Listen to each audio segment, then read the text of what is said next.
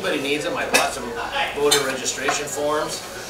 If you've got folks that you'd like to register to vote, feel free to take these. I also brought copies of the petition, repeal the death tax. This is a petition currently in circulation that would eliminate the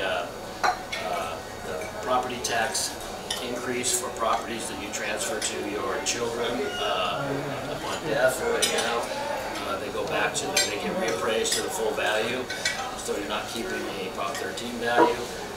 I would suggest anybody, you take these and sign them and send them in, because this is an important one to get qualified for the ballot.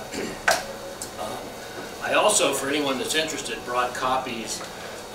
For those of you that have been following the zero bail issue, this is the list of crimes that are subject to the cite and release or book and release provisions by the Los Angeles Superior Court.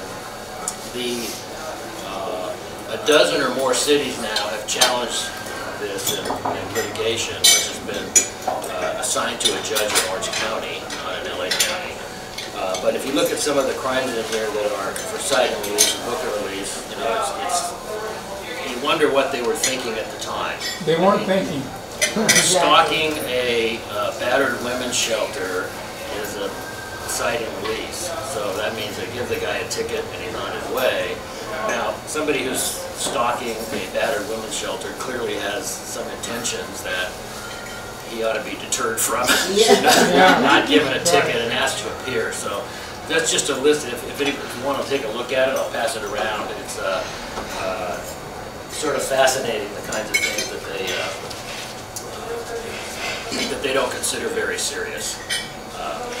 I also brought, and I'll pass this around if somebody wants it, they can have it. It's available on the LA County's website. This is a list of all the elections for 2024. Every jurisdiction that has an election for March and November. As you can see, there are dozens and dozens and dozens of city council races, school board races, special districts, water board, all kinds of races next year that you might want to think about. There are some of these I think we're going to should take a look at and figure out where we can pick up a Republican seat on a city council and flip a city from a 3-2 to a 2-3. And I think it's an opportunity for us to pay attention to what's going on at the local level. But there are a lot of elections next year, beyond just the big ones, beyond the presidential and the legislative and the congressional races that you're going to hear a lot about. Every single jurisdiction that's having an election has to do it in either March or November of next year, so that's a big deal. And finally, just to get you up to speed, you know, there's a lot of initiatives and referendums, this being one of them, but if you go on the Secretary of State's website, there are currently 12 initiatives and referendum that are pending in the Attorney General's office, waiting for a title and summary so they can go out to be circulated. There are 16 that are currently in circulation, and I have a list of those. The first one is reclassifies ferrets as domestic animals.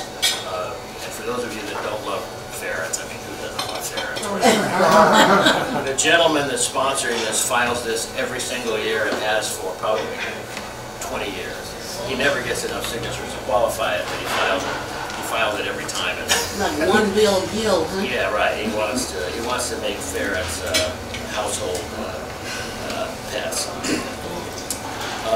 There are also initiatives that raise the minimum wage, felony sentences for certain thefts under $950, additional funding for arts and music education. There are a number of tax measures on here that would tax incomes over $20 million, incomes over $2 million, cleanup of contaminated water. There's just a whole series of those. And there are currently 7 that are already qualified for November of 24.